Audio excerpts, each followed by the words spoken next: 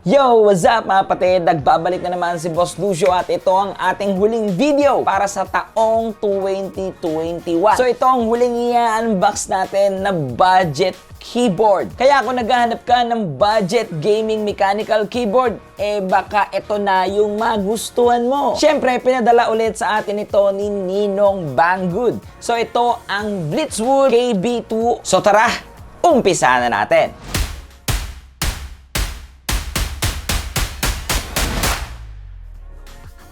So medyo nag-epic build tayo sa mission natin ngayong 2021 na ma-hit yung 100k. Pero guys, it's okay. So next year, bawi tayo. Mas dodoblehin natin yung effort and etc. And syempre, gusto ko rin kayong batiin ng Happy New Year! Happy New Year! So mga kapatid natin, ingat kayo palagi. And guys, huwag kayong magpapaputok. Valorant lang ang papaputokin natin. So yun na nga mga kapatid natin, balik tayo sa ating topic. Magkano nga ba ito sa Banggood? Kaya ang original price nito mga kapatid natin is 66.99 USD. Pero syempre, meron itong malaking discount sa Banggood. Pag ginamit nyo po yung code ko na lalabas dyan sa screen, the BG Boss BWKB2, magiging 55.99 USD na lang siya. Napakalaking discount na yan. And guys, available din sa Banggood ang COD. Kaya don't worry guys, kung ito ay international app guys, baka kasi nagwo-worry yung iba na po pwede lang dito is credit card or etc. guys. Available ang Banggood sa ating mga smartphone, mapa iOS man yan or Android.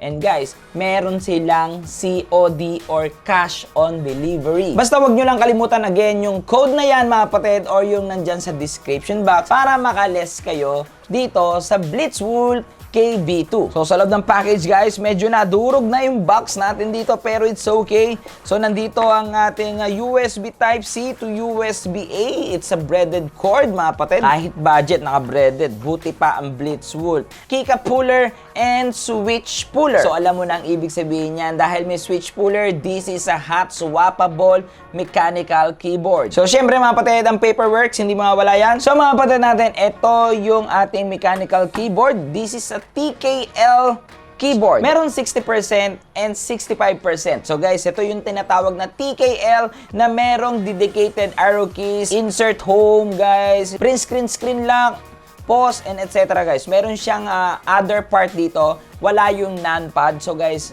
yun ang tinatawag na TKL keyboard. So puntahan na natin kagad yung kanyang build and quality dito guys. Again, kahit budget sila, matitibay sila. Hindi mo ma-flex mga kapatid. Matibay talaga siya. Hindi siya ma-flex. May malutong. May malutong na part guys. Ito, malutong na part. Ito solid. May malutong.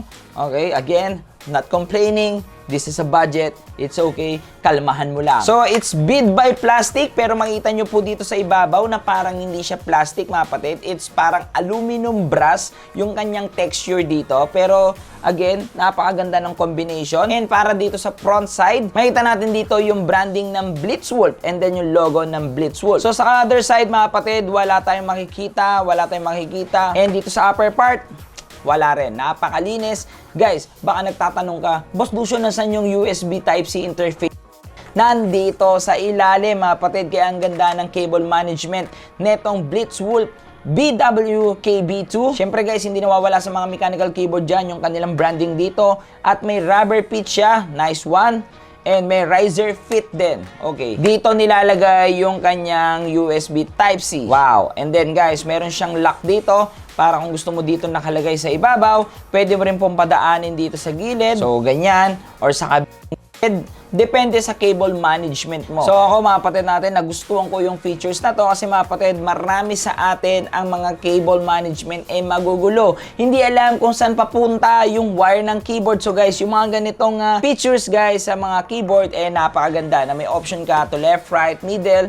Napakaganda. So, punta na natin dito yung kanyang ibabaw. So, first mga kapatid, itong keycaps na ginamit dito is ABS plastic lang, which is good mga kapatid. Again, I'm not complaining for that kasi this is a budget keyboard. So, if you have a budget, ay mas preferred na palitan mo to ng PVT keycaps mga kapatid para kahit paano maging tacky or malutong yung tunog ng iyong mga switches. Pero speaking of switches mga kapatid, sisilipin natin yung switch na ginamit dito.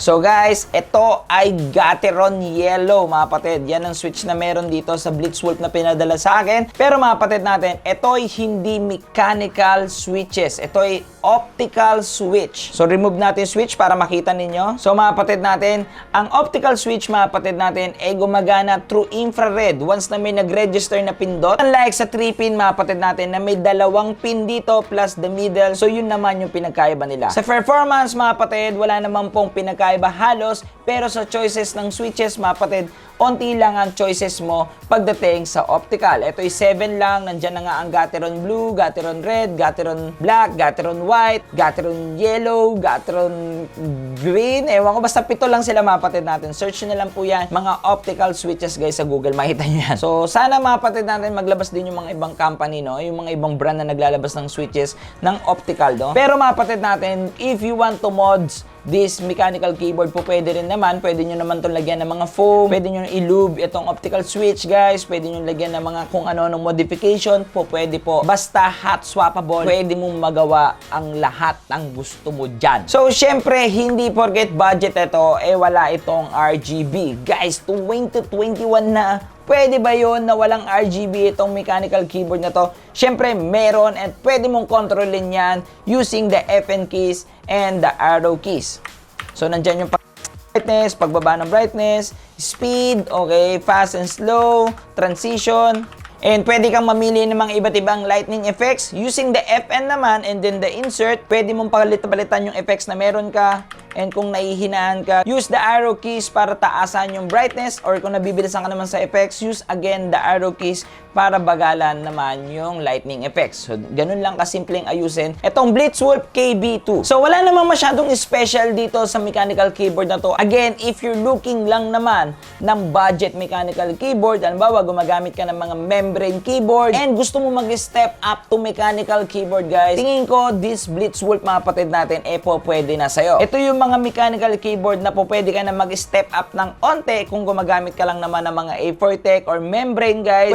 Pwede na to, lalong-lalo na naka-sale ito ng 55.99 USD lang. Para sa mga kapatid natin, good na rin ito. Pero mga kapatid, marami rin naman tayong pinapakitang ibang product na medyo ka-level ng price tag na itong Blitzwolf. So mga kapatid, ikaw nang bahala. Nasa sayo naman yun kung anong product yung gusto mong bilhin. Pero ako, para sa akin, this Blitzwolf KB2, okay na okay siya. Nagustuhan ko dito yung kanyang form factor, mga kapatid natin. Sobrang nipis niya kasi talaga. At bibihira ako makakita ng mechanical keyboard na maninipis. And guys, dahil ito ay optical switches, mga kapatid, like what I said, pwede ko naman itong palitan ng gusto kong switch. Pero yun na nga lang, mga kapatid, 7 choices switch lang ang pwede kong gawin. Pero nandyan naman si lubing, nandyan naman si foam, nandyan naman yung pag-aayos ng mga stabilizer. So I think mga kapatid natin, mapapaganda ko yung switch nito. And also, pwede nating palitan yung keycaps mga kapatid na babagay sa ating layout o sa colorway na gusto natin. So I think mga kapatid natin, good na good ito para sa akin. So kung ako tatanungin nyo, super worth it siya. So don't forget na gamitin yung code na yan, guys, the BG Boss BWKB2 para maging 55.99 USD na lang siya. Again, gusto ko magpasalamat sa Banggood sa laging pagpapadala kay Boss Lucio ng mga budget to entry level mechanical keyboard para ma-review dito sa ating channel. At guys, marami kasi talaga nagtatanong sa akin, ano bang best mechanical keyboard na pasok sa ganitong budget. So guys, ayan na ang sagot. Pinapakitaan ko na ngayon ng mga papasok sa budget ng mga Pinoy. Kasi alam ko naman, bibihira lang ang mga Noipi na gumagastos ng sobrang mahal pagdating sa mechanical keyboard. Unless guys, sobrang dami mong pera, pwede kang mag-invest. Alam mo na, sa mga mamahaling mga keyboard. Pero guys, majority pa rin talaga ng mga Pinoy, mas pinapriority yung mga budget. Basta nagagamit, mga kapatid, basta good, mas pleasing, malinis, minimal. Guys, alam nyo naman ng Pinoy, guys, gumogo na para dyan. So that's why, ginawa ko tong channel na to para magbigay sa inyo ng mga idea sa mga budget, mid-range hanggang high-end level, guys, para nakadepende tayo sa budget or sa laman ng bulsa ninyo. So yun lang mga kapatid natin. Again, kung gusto nyo pa rin po makita bago matapos ang taon ng 2021, guys, ng mga unboxing, tech review, streaming tips, and PC build. Don't forget to like, share, and comment, and subscribe. At yung malita bell para mag 100k na po si Boss Lucio. So again mga patay, I'm Luis D. Orteves aka Boss Lucio, ang inyong stream coach para sa inyong mga stream and tech problem. Happy streaming!